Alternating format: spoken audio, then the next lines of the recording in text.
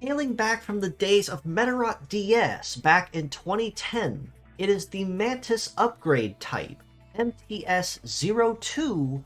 13,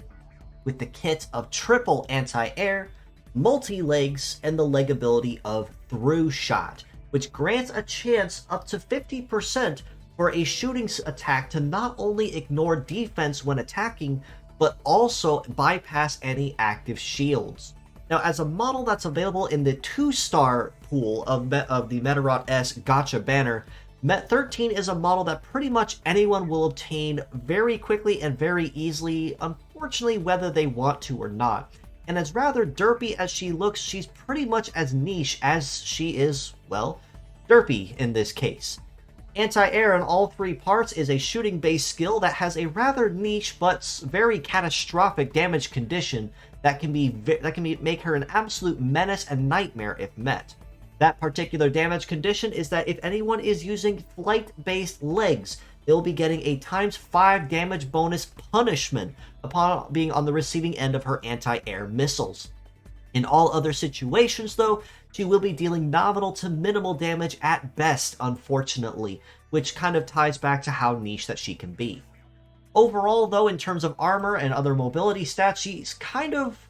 in that middle ground where she's not terrible, but also not great either. Kind of one of those fallback choices more than anything of a desirable, compared to other bots that may have something better or stronger. With a head HP of about 3250, arms about 2700 each, and her legs at 3800, a lot of her base HP is going to be focused around her legs, which is both a good thing and a bad thing, primarily for the fact that her melee resist is a very low 613, which means anything that does come up in her space will be dealing absolute hell for this poor mantis type, and absolutely punish her just for existing on the field.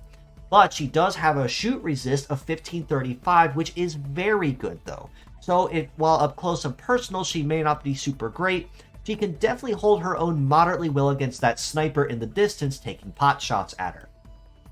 Well, mobility of 519 is definitely low though, and that is kind of par for the course for the freebie multi-legs, unfortunately. But an evade of 674 really isn't super great either, but definitely better than it could be, I suppose. The only other really good thing with her legs primarily is the fact that she can support up to 2 heavy parts, which both of her arms are, and she also has a very good leg ability. So even if the leg stats themselves might be relatively nominal at best, passable in the very greatest of situations,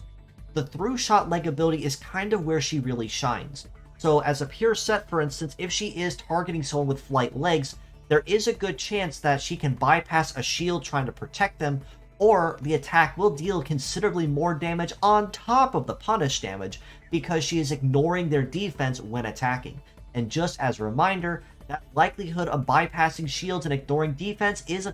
can cap up to 50% if the legs are capped at 5-star. As a pure set score, all things said, I still do sadly have to rate 13 a pretty low 4.5 out of 10, primarily for the fact that even though her armor is kind of there, slightly higher than what you'd expect of a female, but not by much, her stats and her kit overall make her very niche and a very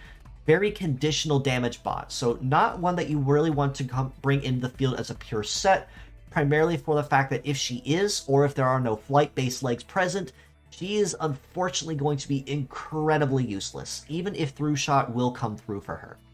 As mixed parts though, I do have to rate her just a little higher at a 5 out of 10. And in some arguments, you could probably even consider a 5.5 maybe on a good day, primarily for the fact that her leg ability is actually relatively forgivable as long as you can keep her protected from anyone that tries to get in her space up close and personal.